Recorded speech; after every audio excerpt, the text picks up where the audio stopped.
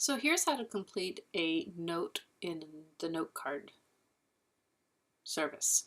So the first thing you need to do is, after you click on new note, you're going to complete the title. And the title's really going to depend largely on what it is that you want to argue, what kind of evidence you're collecting. And you can change it later. Sometimes I found that in almost every instance I've changed the title of my notes. So I wouldn't spend too much time obsessing over what you're going to call it. In terms of this, if you have no associated source and you click that and nothing appears here, that means that you haven't yet created the citations you're going to use for this project. The evidence from the text is a direct quote, and I actually have 3 here because I found that they were particularly helpful. So I have the first one: Hume's writings flourished, as did his reputation, good and bad. In one work, he accused his favorite target, the clergy, of conceit, ambition, and revenge. His never-ending skirmish with religious authorities meant that he never gained tenure as a lecturer at the university, a domain in which the church still had sway. The second quote I'm using is, he became preoccupied with the subject of whether God's existence can be known. And the third quote is, Hume himself recoiled at the thought of the Bible being the source for moral authority and absolute truth.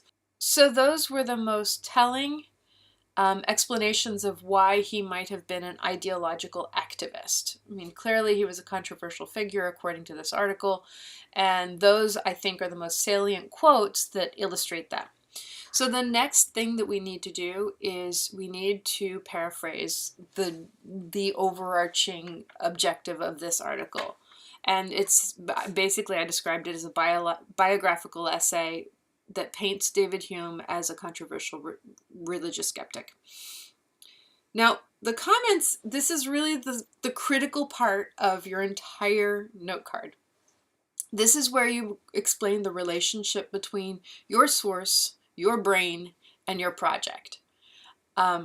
So it can be rather challenging, and this is where you kind of fold in all the elements of evaluating the resource, but it's more than that, because it's really also talking about its relevance to you for this particular job that you're working on. This was a concise and encyclopedic biographical article that depicted Hume as a sort of tragic and underappreciated figure in his own time.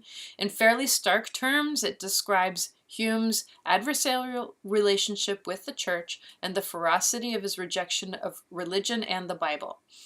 It did help solidify my thinking of Hume as a philosophical activist. While his article is somewhat vague, it does reference events I will further investigate. For example, Hume's failure to attain tenure and the fact that his friends discouraged him from publishing his writings, etc. If verifiable, these events will provide excellent evidence in my essay. I was curious about the publication's mission. After reviewing the About Us page, I learned, not until the 4th paragraph, that what makes vision.org truly unique, however, is that it examines these topics through the wisdom of an ancient source, the Bible, while also working to avoid preconceived notions about what that source actually says. This does lead me to question the author's point of view in the article, and it reminds me to double check whether David Hume is described as negatively elsewhere.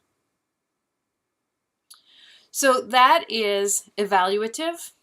It also calls up some of those elements we look at when we're evaluating resources, the parts of the CRAP test. So we're looking for currency. I didn't even talk about currency. Certainly reliability and perspective or point of view.